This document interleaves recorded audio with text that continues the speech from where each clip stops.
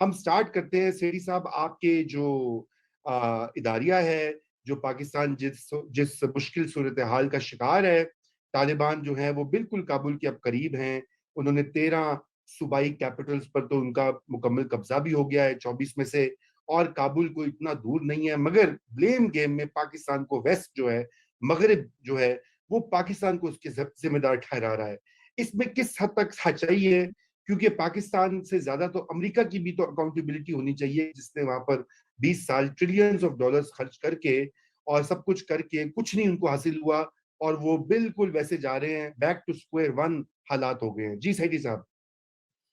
بہت لمبے چوڑے سوال ایک سوال میں آپ نے ڈال دیے ہیں. رضا ایسے ہے کہ میں نے اپنے اداریے میں جو موٹی موٹی بات کی ہے وہ یہ کہی ہے کہ طالبان اب کابل پہنچنے والے ہیں اور ان کو کوئی روک نہیں سکتا, پہلی بات. اور یہ اب دنوں کی بات ہے یا میکسیمم ہفتے کی بات ہے, مگر دنوں کی بات ہے یہ. اور وہ وہاں پہنچ رہے ہیں اور بلیم گیم شروع ہو گئی ہے.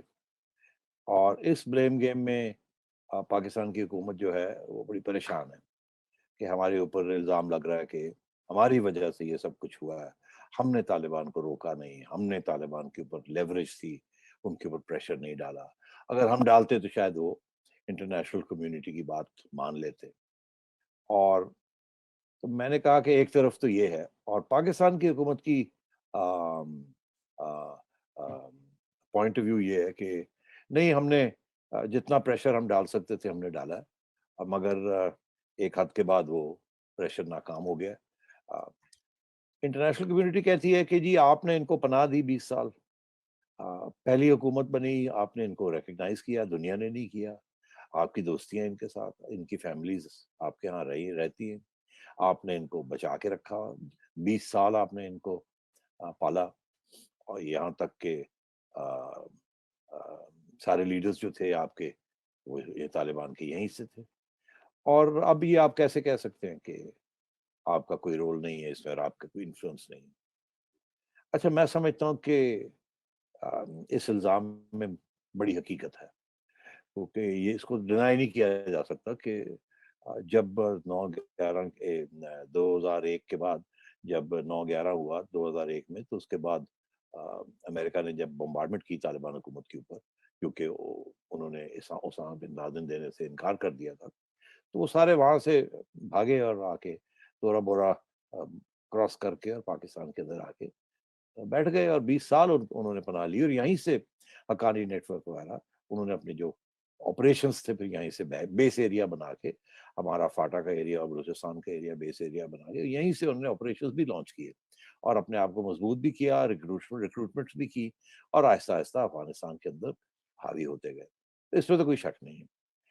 ادھر آئیے پاکستان کا بیانیہ. پاکستان کہتا ہے کہ ہم نے بہت نقصان, ہمیں بہت نقصان ہوا ہے. طالبان, آپ نے جو طالبان کے ساتھ جس طریقے سے ان کو افغانستان سے نکالا, ہمارا بڑا نقصان ہو گیا, اور ٹیررزم, ٹی ٹی پی, یہ سب جو ہے یہ ہمیں بھگتنے پڑ رہے ہیں.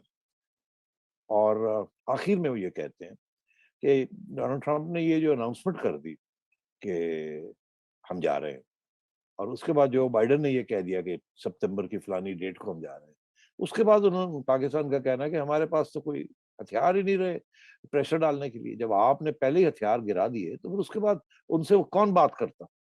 تو آپ بلیم گیم میں ہمیں نہ بلیم کریں, اپنے آپ کو بلیم کریں. آپ کے جو خلیل زاد صاحب تھے, انہوں نے جو زاد صاحب تھے, انہوں نے تو بالکل ہی نیگوسیشن تو کی نہیں, انہوں نے ہتھیار گرا دیے. تو اس کے بعد تو یہی ہونا تھا.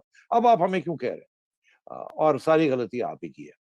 تو اب دونوں کی طرف سے یہ چل رہا, میں سمجھتا ہوں دونوں کے اندر حقیقت ہے, اس میں کوئی. تو اس لیے پہلی بات تو میں نے دونوں کو یہ کہا کہ آپ دونوں نے مل کے یہ ساری صورتحال جو ہے جہاں ہم آئے ہیں وہ آپ دونوں نے مل کے بنائی. مگر میرا اس سے آگے میں نے بڑھ کے ایک بات کی. میں بہت پریشان ہوں کیونکہ میں پڑھ رہا ہوں کہ اچھے خاصے ریسپیکٹڈ جرنلسٹ اور تبصرے کرنے والے لوگ وہ یہ کہہ رہے ہیں جی کہ پاکستان کی اسٹیبلشمنٹ کا بیانیہ جو ہے نا, وہ ان کو اپنا بیانیہ بیان نہیں کرنا آیا. انہوں نے دنیا کو کہانی صحیح طریقے سے بتائی نہیں, ان کے پاس میڈیا کمیونیکیشن ٹھیک نہیں تھی, ان کی زبان ٹھیک نہیں تھی، ان کا وقت ٹھیک نہیں تھا، ان کا پلیٹ فارم ٹھیک نہیں تھا، اور کہانی تو ٹھیک ہے مگر سنانے والے غلط تھے، یا جگہ ان کے پاس نہیں تھی، یا ان کو کرنا نہیں آیا، ان کو میسج جو تھا وہ میڈیم جو ہے جو کہ جس کے ذریعے میسج جاتا ہے وہ ان کو نہیں سمجھ آیا، اور ان کی یہ سب سے بڑی بات۔ تو میں نے یہاں آ کے ایشو لیا ہے، میں نے کہا نہیں ایسی بات نہیں ہے، وہ آپ کی بات ہو سکتی ہے کہ آپ جیسے لوگ اچھے لوگ، دیانتدار لوگ اور ذہین لوگ اگر اسٹیبلشمنٹ کے ساتھ ہوتے تو شاید وہ آپ کی کہانی جو ہے بہتر طریقے سے بیان کر سکتے تھے، مگر میں نے کہا آپ کا سب سے بڑا ہے مسئلہ آپ کا ایک فنڈامنٹل پرابلم۔ وہ فنڈامنٹل پرابلم یہ ہے کہ انٹرنیشنل کمیونٹی جو ہے نا وہ آپ کے اوپر اعتماد نہیں کرتی، آپ جو بھی کہیں گے وہ آپ پہ اعتماد نہیں کرتی، اور اعتماد اس لیے نہیں کرتی کیونکہ آپ کو میں یاد دلاتا ہوں، کیونکہ جو وہ کہتی ہے آپ کے بارے میں وہ صحیح ہے۔ پہلی بات تو یہ کہ آپ نے بالکل پناہ دی، اور یہ سارے گڈ طالبان بیڈ طالبان یہ کچھ آپ لوگوں نے نہیں کیا، فرینڈلی افغانستان جو کہ صرف ہماری دوستی ہو جس کے ساتھ نہ ہو آپ کی فارن پالیسی، یہ سب کچھ یہ سارا آپ ہی کا بنایا ہوا ہے کھاتا، مگر اس کے آگے جا کے سچویشن یہ ہے کہ آم، آپ کا جو بیانیہ ہے اس کے اندر مسئلے ہیں، اور وہ مسئلے اب دنیا جو ہے آپ کو پہلے آپ کے اوپر الزام لگا چکی ہے۔ ایڈمرل مائک مولن جو کہ چیئرمین جوائنٹ چیف اسٹاف تھے، جنرل اشفاق کیانی کے بڑے دوست تھے، جب وہ ریٹائر ہوئے تو انہوں نے جاتے جاتے یہ کہہ دیا کہ جی پاکستان جو حقانی نیٹ ورک ہے وہ آئی ایس آئی کا ایک آرم ہے، ان کی بازو ہے ان کا، اور مطلب یہ کہ پاکستان جھوٹ بولتا ہے، اور انہوں نے پناہ دی بھی ہے ان لوگوں کو جو ہمیں اٹیک کر رہے ہیں افغانستان کے اندر۔ تو یہ بہت بڑا دھکا لگا۔ اس کے بعد ڈونلڈ ٹرمپ جیسے ہی آیا تو ڈونلڈ ٹرمپ نے بھی یہ کہہ دیا کہ پاکستان ہمیں ڈبل کراس کرتا رہا ہے، اور ہمارے پیسے کھا گیا ہے، اور میں دیکھ لوں گا ان کو۔ تو میں نے کہا یہ ان کی جو آئیڈیا ہے پاکستان کی اسٹیبلشمنٹ کے بارے میں یا foreign policy national security establishment کے بارے میں، وہ آلریڈی کہہ چکے ہیں، وہ آپ پہ بالکل کوئی اعتماد نہیں کرتے، آپ جو مرضی کہیں گے وہ نہیں یقین کریں گے، وہ سمجھتے ہیں آپ نے ڈبل کراسنگ کی ہے۔ تو میں نے میرا یہ بیانیہ تھا کہ میں یہ کہہ رہا ہوں کہ یہ نہیں ہے کہ آپ کو بات کرنی نہیں آئی، دراصل آپ کی بات پہ یقین کسی کو نہیں آتا، کیونکہ آپ کی بات کے اندر حقیقت نہیں ہے، سچی بات تو یہ ہے، اس لیے دنیا جو ہے وہ آپ کی بات یقین نہیں کرتی۔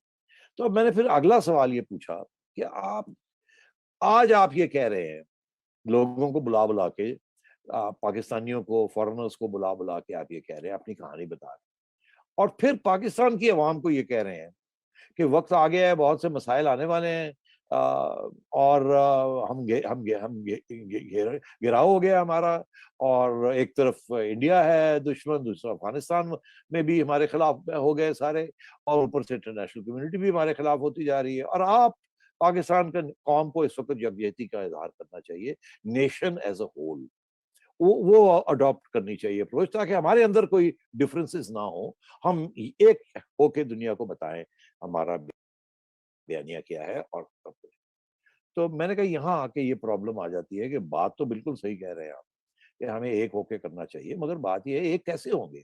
آپ ہی نے تو بکھر دیا لوگوں کو بھی اس ملک کے اندر، جو آپ کی مین اسٹریم سیاسی جماعتیں ہیں، آپ نے جو ہائیبرڈ سسٹم بنایا ہے، آپ کی جو مین اسٹریم سیاسی جماعتیں ہیں جن کی آج کوآپریشن اور اتفاق جن سے چاہتے ہیں اور جو فارن پالیسی ایڈونچرز، آپ نے ان کو تو دھکیل دیا ہے کونے میں، ان کی تو مار پٹائی کر دی ہے۔ تو آپ کیسے سمجھتے ہیں کہ نیشن ایز اے ہول آپ کے لیے اب کھڑا ہو جائے گا اور آپ کو پروٹیکٹ کرے گا اور آپ کے بیانیے کو تحفظ دے گا؟ نہیں ہو سکتا ایسے۔ آپ نے تو ایک ہائیبرڈ سسٹم بنا لیا ہے، اور وہ ہائیبرڈ سسٹم جو ہے وہ فیل ہو رہا ہے۔ اوپر سے آپ جو ہے جن لوگوں کو آپ نے باہر نکال دیا ہے ان کو آپ کہہ رہے ہیں کہ جی اکٹھے ہو جائیں، ہمارا ساتھ دیں، بڑا خطرہ ہے ملک۔ اور میں نے پھر آخر میں یہ کہا کہ میں کب سے یہ کہتا آ رہا ہوں، 1 سال سے زیادہ ہو گیا ہے کہ پہلے ہر ملک کے اندر اندرونی پالیسیز جو ہوتی ہیں، جو اندر ملک میں ہو رہا ہوتا ہے، اس کو فارن پالیسی اس کا حصہ ہوتی ہے۔ ہمارے یہاں تو ایسے رہا کہ فارن پالیسی یا نیشنل سیکورٹی پالیسی پہلے بنتی ہے کہ ہم کیا کریں گے کیا نہیں کریں گے، اس کے بعد پھر اس کے مطابق اندر انجینئرنگ کی جاتی ہے۔ تو میں نے کہا یہ اب وقت آ گیا یہ ختم ہونے کا۔ اب یہ وقت آپ کی فارن پالیسی جو ہے وہ نہیں ہمیں ڈٹرمن کر سکتی کہ ہمارے اندرونی حالات کیسے آرگنائز ہوں گے۔ تو میں نے جو محاورہ استعمال کیا انگریزی کا، ٹیل ویگنگ دا ڈاگ، میں کہتا ہوں کتے دم کو ہلاتے ہیں، دم کتوں کو نہیں ہلاتی. آ، جی ملک ملک بالکل. ہوتا ہے تو اسٹیبلشمنٹ ہوتی ہے، یہ نہیں کہ اسٹیبلشمنٹ ملک بناتی ہے. تو اس لیے میں نے اس قسم کی باتیں کی ہیں. میں نے کہا کہ یہ وقت آ گیا ہے. اب آپ کو اگر یکجہتی چاہیے اور قومی اتفاق چاہیے تو مہربانی کر کے یہ جو ہائیبرڈ سسٹم ہے اس کی چھٹی کرائیں، فری اینڈ فیئر الیکشن کرائیں. اور جو سویلینز جب سے کہہ رہے ہیں، یہ آج کی بات نہیں ہے، جو یہ اسٹیبلشمنٹ آج باتیں کر رہی ہے، نواز شریف اور پہلے محترمہ بینظیر بھٹو اور اس کے بعد نواز شریف یہ باتیں کرتے کرتے گر گئے، ان کو چھٹی کرا دی گئی. اور آج آپ خود وہی باتیں کر رہے ہیں جو جن کی وجہ سے آپ نے دو ہمارے لیڈرز کو، الیکٹڈ لیڈرز کی چھٹی کرائی ہے ون آفٹر دی ادر. تو اب اگر آپ نے چاہتے ہیں کہ ملک اکٹھا ہو جائے اور یہ جو ہمیں خطرے آ رہے ہیں ہر جگہ سے ان کو کمبیٹ کرنا ہے، تو پھر آپ کو یہ جو سارا ڈرامہ آپ نے کیا ہوا ہے اس کو بند کریں. آپ پیچھے ہٹے، فری اینڈ فیئر الیکشن کرائیں. سویلینز آئیں گے، وہ سنبھال لیں گے یہ ساری چیز کو، بیکاز عوام سویلینز کی بات مانتی ہے. آپ کی اپنی کریڈیبلٹی اس وقت بڑی لو ہے. اگر آپ سمجھتے ہیں کہ انٹرنیشنل کمیونٹی میں آپ کی کریڈیبلٹی اچھی نہیں ہے تو آپ کا کیا خیال ہے پاکستان کے اندر آپ کی کریڈیبلٹی خراب ہے؟ میں سمجھتا ہوں کہ تاریخ میں اتنی آپ کی کریڈیبلٹی خراب نہیں ہوئی جتنی آج ہے. اس لیے ملک کے لیے، آپ اپنے لیے، ملک کے لیے، ہماری آئین کے لیے، سب کے لیے اب مہربانی کر کے اب اکٹھا کریں سب کو. اور یہ جو آپ نے ایک سلیکشن کی ہوئی ہے اس سلیکشن کو ختم کریں.